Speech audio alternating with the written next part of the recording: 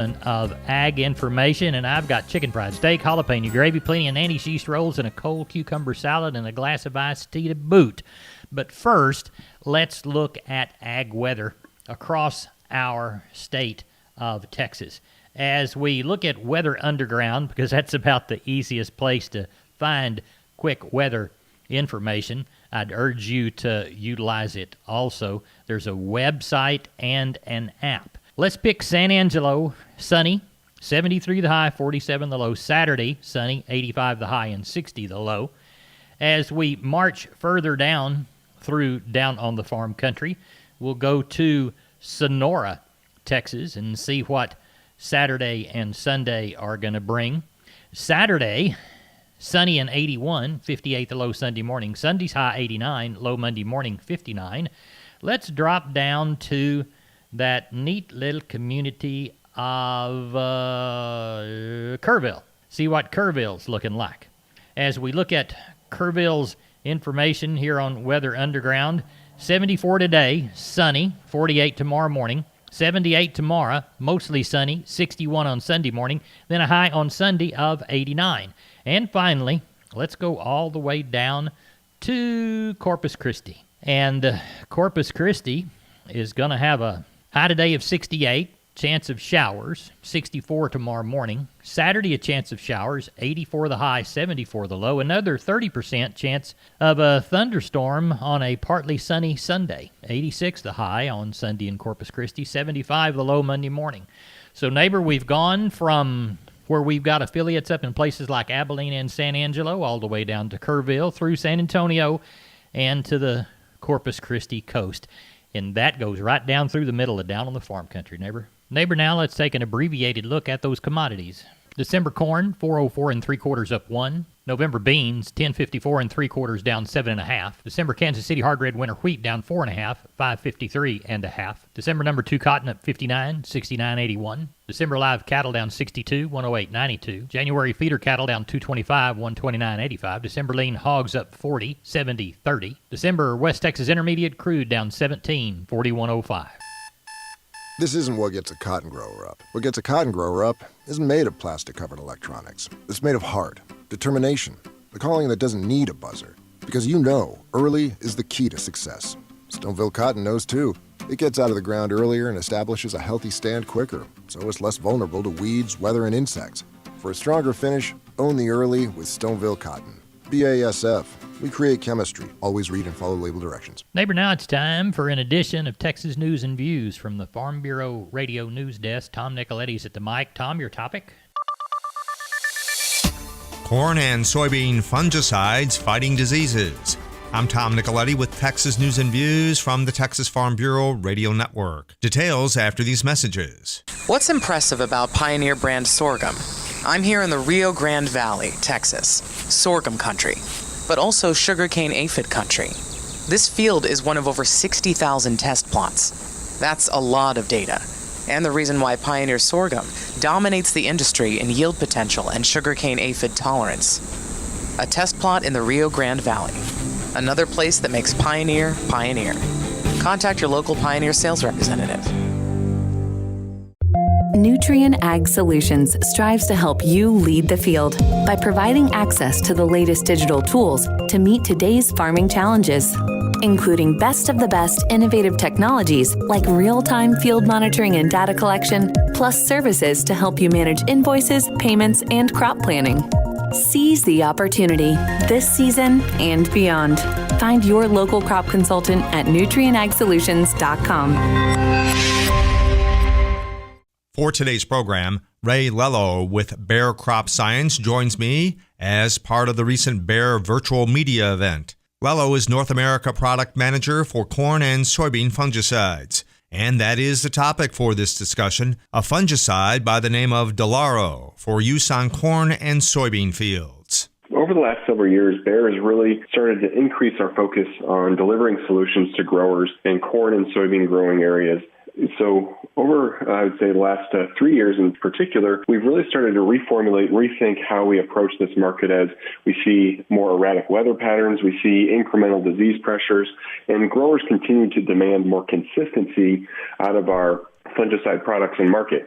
What's exciting about this portfolio is in 2018 we launched Delaro, which was a fungicide that increased our triazole versus previous formulations, delivering longer disease control, but also broader disease control across the spectrum of corn and soy diseases. We received EPA approval for our next generation fungicide, which is Delaro Complete. Now that fungicide is going to contain not only the previously existing backbone chemistry Delaro had within strobilurin and atrizol, but we've added an SDHI, a third mode of action, which again delivers on that incremental disease activity and improves plant health.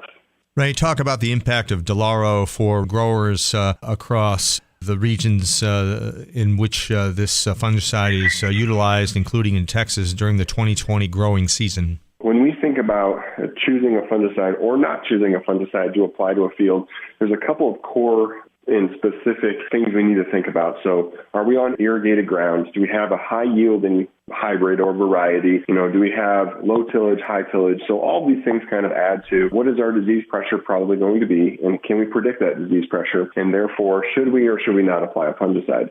So a couple of those things I just mentioned really should resonate well with some of our growers in the Panhandle in particular, understanding in particular in corn why Delaro would be a really good choice. Because when we have those high yielding hybrids that are under high management practices and they're irrigated as well, Delaro not only drives home the disease control and the disease consistency of those core diseases like gray leaf spot, northern corn leaf blight, the rust species, and tar spot, but also improves plant health because it has that strobilurin in it. Now, as we translate that into Delaro Complete, our next generation fungicide, that is going to not only increase that disease control specific in corn to gray leaf spot, but also increase plant health. So the approval by the Environmental Protection Agency recently for the new generation Delaro will be available then during the 2021 growing season? It will, yes. So we just received, again, federal approval applying for state registrations as we speak today, so that we expect that in the very near term and absolutely for the 2021 market year, we will be marketing Delaro Complete across our corn and soybean growing regions. Those comments from Ray Lello in St. Louis with Bayer Crop Science. When we moved to Texas, we were like fish out of water. We didn't know anyone in our neighborhood until our Texas Farm Bureau insurance agent came to the house. She was so helpful and reassuring, a friendly face with that Texan hospitality I'd heard about. When we purchased a Texas Farm Bureau insurance policy, we knew we were making the right choice. We knew our family would be protected. Visit Texas Farm Bureau Insurance today at tfbinsurance.com to find an insurance agent who's a true neighbor. Coverage and discounts are subject to qualifications and policy terms and may vary by situation. This is Texas News and Views. I'm Tom Nicoletti with the Texas Farm Bureau Radio Network. Neighbor there's Hop Sing ringing that lunch bell. Plenty of chicken fried steak, jalapeno gravy, Nanny cheese rolls, a cold cucumber salad, and a glass of iced tea. Now let's serve Madison Bexley a big old heaping helping of ag lunch. Maddie, I know you're little, but I'm going to make you a big old plate. Eat what you need, and then tell us how that sale went in Lockhart. Good morning, Larry. We had a real good day. We ended up with 1526 with 175 cows and 21 bulls, 179 sellers, and 75 buyers. Let's walk the pens. On the stocker cows, the supply was pretty limited this week. Most of the cows were middle-aged to older cows. A couple of decent pairs brought from 1,000 to 1,150. Mediocre and middle-aged from 750 to 975. The good bred cows from 8 to 975. Mediocre middle-aged and shortbreds from 350 to 775. The Packer cows would have been about steady, and the Packer bulls a few dollars lower this week. The good high-yielding cows from 50 to 62. The medium yielding from 37 to 49. The low yielding and thin cows from 20 to 36. The good high yielding Packer bulls from 76 to 81.5.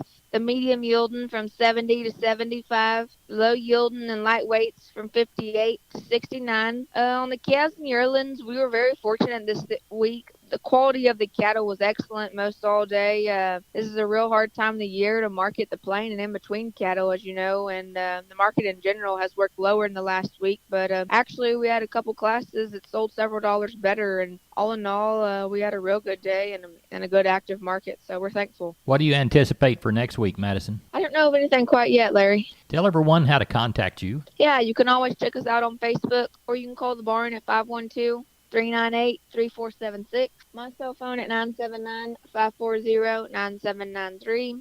or you can ring Bubba at 512-461-6091. We're on the line with Sam from D&D. Sam, I've never seen as much Stay Tough fence in my whole life. That's right, Larry. Right now we have the largest supply of American T-post and the largest supply of Stay Tough fencing in Texas. Tell us how to take advantage of all that product. All you got to do, Larry, is call me at 830-379-7340, and that's for one of our friendly staff members. We are on the line with Russell Heller from Lexington Livestock Commission Company. It's Friday morning about 8 a.m. Russell, how is our Saturday sale progressing? Yes, sir. I know of 2 sets of calves. One's going to have 15 and the other one about 25 or 30. Good deal. I understand the front's come through. Yes, it has. It's windy, but no rain with it, so we kind of missed that one, I think. Tell everybody how to get a hold of you. Yes, sir. You get me on my cell, and that number is 979-820-7002. I'm Larry Marble. I'm on the line with Timmy Luchek. We're talking about the Dogays Brangus sale coming up tomorrow, Saturday. Timmy, talk to us about the offerings that you have. Let's concentrate on those commercial cattle. Yes, sir. We're going to have 70 coming 2-year-old bulls, fully developed, ready to go. We're going to have some super baldy bred heifers, and we're also going to have some pairs that would make some awful good recips and stuff for people around if they're looking for some recip cattle. Well, tell everybody how to get a hold of y'all to find out more information about the opportunity you have, when the sale is, and give us a contact number. You can go to Dogay's website, or my number is 210-834-1247. You can call me anytime. And the sale date? October 17th. And what time will y'all start? 12:30. When could we view the cattle? Right there in Poteet, Texas, right on 476. Timmy, thanks a bunch for being down on the farm. You bet. Thank you, Larry. We're on the line with Josh Tilkey, Karn City Auction Company. Josh, how'd y'all sell them last week? Larry, up here on the hill at Karn City, we had 670 cattle. Market was definitely a touch softer on the calves, and the packers were considerably softer, unfortunately. Let's walk the pins. Good steers, 2 to 3 weight, 135 to 175. 3 to 4s, 130 to 175. 4 to 5 weight men, 130 to 165. 5 to 6s, 118 to 148. 6 to 7s, $115 to 132. Heifer mates, 2 to 3, 130 to 140. 3 to 4 weights, 125 to 170. 4 to 5 weight gals, 115 to 135. 5 to 6s, $110 to 138. 6 to 7s, $110 to 125. Long bull yearlings, $5 to 118. Older heifer yearlings, 85 to 98. Bred cows, 875 to 1100. Pairs, 1100 to 1250. Packer cows, number 1 grade, right at 40 to 54 cents. Number 2 yielding 25 to 38. And the bulls, 75 to 86. We had right at 80 sheep and goats on hand, which wasn't quite enough to meet the buyer's demand. The prices are continuing to stay high, especially on stocker nannies, butcher kids, and butcher lambs. We expect a better run of those coming into the latter part of October as the demand has increased. What about the cattle for this week? This week we have close to 200 head in already. A lot of Packer bulls and Packer cows. 2 sets of Charolais yearlings as well. 6 and 7 weight cut steers. So it's going to be a good sale up here on the hill again as we start to get to the middle of October. Tell everybody how to contact you, Josh. If you have any marketing questions or need our services, call us at the auction, 830-780-3382, or on the cell phone, 830-623-2855. And the motto down there? Long live Cowboys, Larry. Neighbor, it's time once again for Live Oak Livestock Auction Special Female Replacement Sale, Saturday, October the 17th, 2020, Highway 281 between George West and Three Rivers. Here's 50 F1 Brayford pairs and bred cows at 3 years old. How about 40 Beefmaster Cross pairs and bred cows 3 to 6? How about 10 Gray Brahma heifers? How about 20 bred Brangus heifers? How about 20 Beefmaster pairs and bred cows? They'll be 6-year-old. How about 10 Angus Cross heifers, 20 Beefmaster Cross heifers? Here's 75 South Texas crossbred cows, 6 to 7 years old. And here's Angus bulls, Hereford bulls, and Charolais bulls. That's Live Oak Livestock Auction Special Replacement Cow and Heifer Sale, Saturday, October the 17th. Contact Riley Rhodes at 361-813-6650. At 361-813-6650. Now, neighbor, speaking of Live Oak Livestock, I've got Leroy Kruger on the line. Leroy, I understand you're getting ready for that sale down there at Three Rivers, too. Yes, sir. We're kind of getting ready for the Live Oak Special there in Three Rivers, and we took a bunch of bulls down there yesterday and had a new customer come from down Raymondville and picked up a couple of Angus bulls today. The We got some Herefords and Angus and Charolais and some Pole Herefords down there, and those bulls are all for sale private treaty, right now as we speak. And we took a few heifers there. They got a really, really nice set of young Brayford cattle down there and Brahman cattle, and just really got some really nice cattle for that special coming up on Saturday. Yeah, I've been watching them, and then you've got a good line of bulls there at the house too for sale, right? Yes, sir. We have a few older bulls here, and a few Angus and a few Angus, and I got a Simmental or two and a Hereford or two turned out. And good. We have a good set of inventory, and if somebody down south needs any of them bulls, well, they're just a little bit closer, being there at Right. 3 years, and they're all for sale private treaty. Well, tell everybody how to contact you, Leroy. You can get me on the mobile at 830-570-0660. We appreciate you. Thank you. Yes, sir. Thank you, Larry. Have a good one. Now, neighbor, I just got word from Kenny Mingus at Milam County Livestock Auction. Cameron, he needs the help of the cowboy crew, so since they're finished eating, they're riding hard to help him with this week's sale. And Cameron, they're on the Little River. Kenny, how is it looking as it shaped up last night? It's good, Larry. We're going to be a good bit slower than we were last week. I imagine we're going to have somewhere from 12 to 1,400 with about 200 cows. The quality's pretty good. We don't have many big drags of cat, big sellers this week as far as numbers. A lot of drive-ins. Got one consignor's got 100 good calves that weigh from 350 to 7. He pulled them off the cows. And, a couple other guys got 30 or 40 calves like that. But, I don't know, Larry. It's been slower all week. We don't have a lot of cows. Right. Probably don't have but about 75 cows, with everything right now. Okay. So the cow deal's slower and the calf deal's slower. I don't know if we've sold a bunch of them already, and maybe they heard a little bit about this market, Sure. How it's kind of declined, and we've still got some grass around, and they might just say, well, we're going to leave them out there and see what happens. Did y'all get moved into your new building?